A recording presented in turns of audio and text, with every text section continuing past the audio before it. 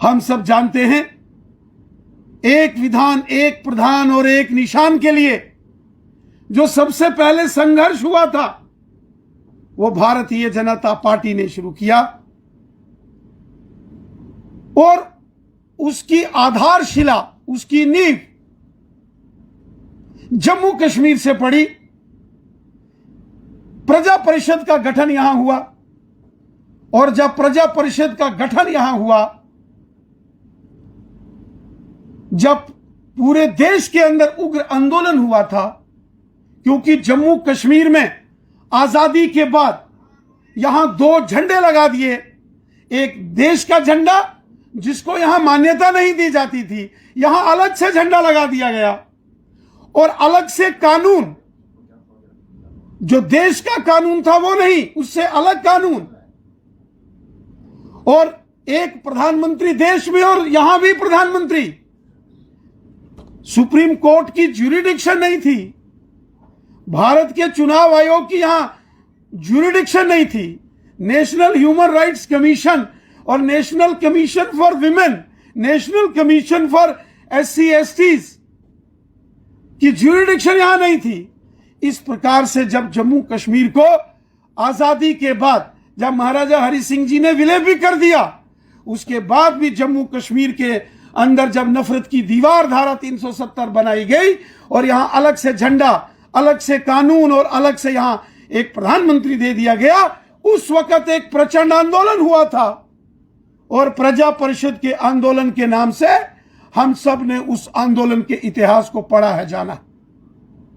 मेरे साथियों, हम सब जानते हैं वो प्रजा परिषद का आंदोलन पूरे भारतवर्ष के अंदर बहुत उग्र रूप धारण किया था। उस आंदोलन, उसी आंदोलन के चलते देश के अंदर जो राष्ट्रवादी व्यक्ति थे, राष्ट्रवादी संगठन थे, उनमें एक विचार आया कि देश के पार्लियामेंट में और विधानसभाओं में भी ऐसे चुने हुए नेता होने चाहिए जिनकी विचारधारा, जिनकी प्रतिबद्धता, जिनका कमिटमेंट, जिनकी डेडिकेशन देश के लिए होनी चाहिए, जो देश के लिए समर्पण भाव से काम करें, ऐसा एक राजनीतिक दल होना चाहिए। और उसी के चलते सन 1951 में भारतीय जनसंघ का गठन हुआ। स्वर्गीय श्यामा प्रसाद मुखर्जी इनके पहले अध्यक्ष बने और फिर वो आंदोलन प्रजा परिषद का विलय भारतीय जनसंघ में हुआ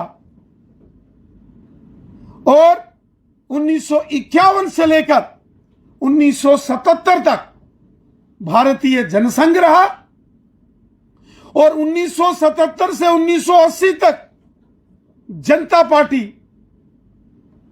जिसकी कुछ समय तक सरकार भी रही, लेकिन 6 अप्रैल 1980 को जनता पार्टी का भी विलय भारतीय जनता पार्टी में हुआ और आज ही के दिन 6 अप्रैल सन 1980 को मुंबई में समुद्र के किनारे स्वर्गीय अटल बिहारी वाजपेयी साहब के नेतृत्व में भारतीय जनता पार्टी का गठन हुआ। भारतीय जनता पार्टी का संकल्प राष्ट्रहित है, देश है, nation first, party second, self last. Bharatiya Janata party के करोड़ों कार्यकर्ताओं ने अपने जीवन काल में देश हित के लिए, अपने तिरंगे झंडे के लिए, मातृभूमि के लिए कार्य किया। भारतीय जनता पार्टी के किसी भी कार्यकर्ता ने अपने किसी भी निजी स्वार्थ के लिए कुछ नहीं किया। जो कुछ है देश का है, इदम राष्ट्राय इदम नमम, जो कुछ है देश का है, भारत माता का है। हमारा जो कुछ है हमारी मातृभूमि के लिए है। ये देश हमारी मां है। भारतीय जनता पार्टी के प्रथम अध्यक्ष पूर्व प्रधानमंत्री अटल बिहारी वाजपेयी साहब ने कहा था, यह भारत मिट्टी का टुकड़ा नहीं है, यह भारत, यह हमारी मातृभूमि है, यह जीता जागता राष्ट्र पुरुष है। इसका कंकड़ कंकड़ हमारे लिए शंकर है। हम जिएंगे तो इसके लिए, और हम मरेंगे भी तो अपनी मातृभूमि, अपनी भारत माता के लिए। और मरने के बाद भी गंगा जल में प्रवाहित अगर हमारी अस्थियों को कोई कान लगाकर ध्यान से सुनेगा तो उनसे भी आवाज आएगी, भारत माता की जय। यह संकल्प है भारतीय जनता पार्टी का। भारतीय जनता पार्टी के कार्यकर्ता सेना के जवान की तरह होते हैं, जो निरंतर देश के लिए, समाज के लिए, राष्ट्र रक्षा के लिए कृत संकल्प होता है। सेना का जवान वर्दी में होता है और मातृभूमि की सेवा करता है। और भारतीय जनता पार्टी का कार्यकर्ता बिना सेना की वर्दी के जो देश का जवान है, जो भारत माता का सिपाही है, जो भारत मां का सैनिक है, जो भारत मां का सेवक और रक्षक है, वही भारतीय जनता पार्टी का कार्यकर्ता है, जिसका अपना कोई स्वार्थ नहीं होता है, जिसका लक्ष्य है अपनी मातृभूमि को, अपने भारत को परम वैभव तक पहुंचाना। साथियों, इस पिछले 70 साल के इस पड़ाव में प्रजा परिषद से लेकर जनसंघ, जनसंघ से जनता पार्टी और जनता पार्टी से भारतीय जनता पार्टी कि अगर आप इस सफर को देखेंगे तो भारतीय जनता पार्टी के कार्यकर्ताओं ने उसी प्रकार कार्य किया जैसे स्वतंत्रता संग्राम में हमारे देश के क्रांतिकारी वीरों ने किया था। जैसे अमर शहीद भगत सिंह, सुखदेव, राजगुरु अशफाक उल्लाह खान, लाला लाजपत राय, तात्या टोपे, मंगल पांडे, वीर सावरकर और रानी झांसी ने अपने देश, अपने समाज के लिए कार्य किया, उसी प्रकार भारतीय जनता पार्टी का हर एक कार्यकर्ता देश और समाज के लिए समर्पित है। भारतीय जनता पार्टी के कार्यकर्ताओं की मेहनत के बल के ऊपर आज भारतीय जनता पार्टी दुनिया की सबसे बड़ी राजनीतिक पार्टी के रूप में उभर कर आई है।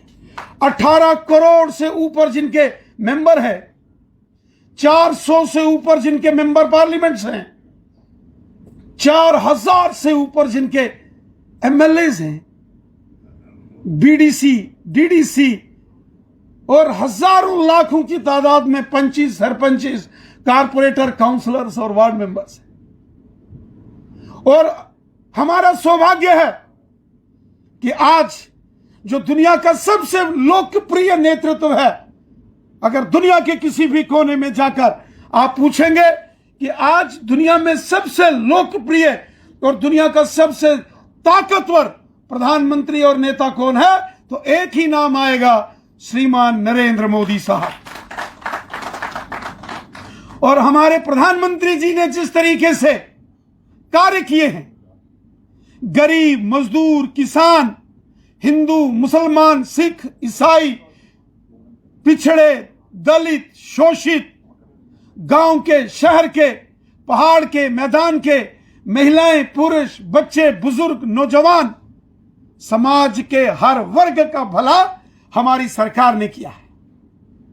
और जो दीनदयाल उपाध्याय जी का जो संकल्प था अंत्योदय, उस अंत्योदय के संकल्प को भी हमारी सरकार ने पूरा किया। यह संकल्प है कि इस संसार में जो अंतिम पायदान पर खड़ा व्यक्ति है, अर्थात जो वंचित है, जो गरीब है, उसको उसका हक दिलाना, उस तक इंसाफ पहुंचाना, यह भारतीय जनता पार्टी के कार्यकर्ताओं का संकल्प है, जिसका नाम अंत्योदय दिया गया।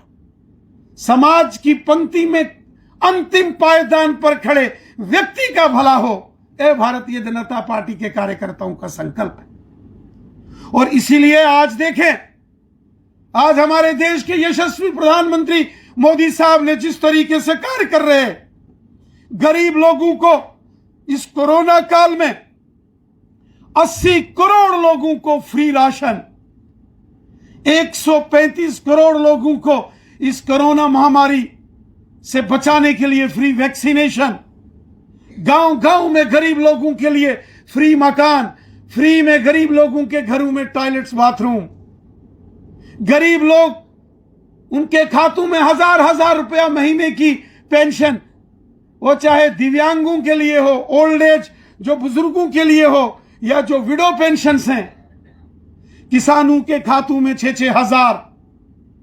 आयुष्मान भारत के तहत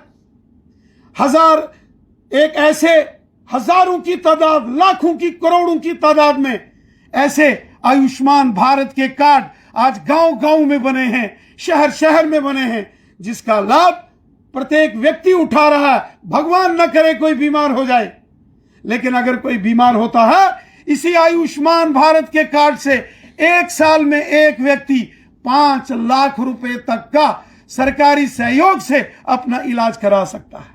ये अगर किसी की देन है तो ये मोदी साहब की देन है।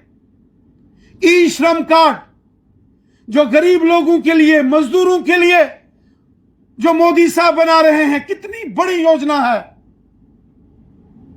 जीवित रहते रहते इंसान को इस ई श्रम कार्ड से लाभ है, और लेकिन अगर वो संसार से चला भी जाता है, उसके परिवारजनों को उसकी अंतिम क्रिया, यहां से हरिद्वार जाना हो या किसी अन्य स्थान पर जाकर जो अंतिम क्रियाक्रम होता है, प्रक्रिया, उसमें भी इस ई श्रम कार्ड के माध्यम से आर्थिक सहयोग प्राप्त होता है। आज गांव गांव में सड़कें, स्कूल, हॉस्पिटल, बिजली, पानी, बड़े बड़े टनल्स, हाईवेज, ब्रिजेस, इसका अगर कोई निर्माण कर रहा है, ये मोदी सरकार है। और उनका नारा है माननीय प्रधानमंत्री जी का, सबका साथ, सबका विकास और सबका विश्वास।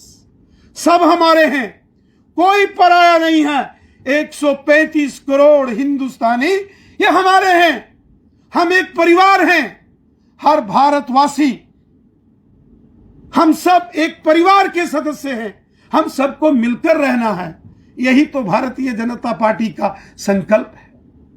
वासुदेव कुटुंबकम की जो भावना है, एक भारत श्रेष्ठ भारत का जो संकल्प है, भारत को विश्व गुरु बनाने का जो संकल्प है, यही तो भारतीय जनता पार्टी के कार्यकर्ताओं का संकल्प है।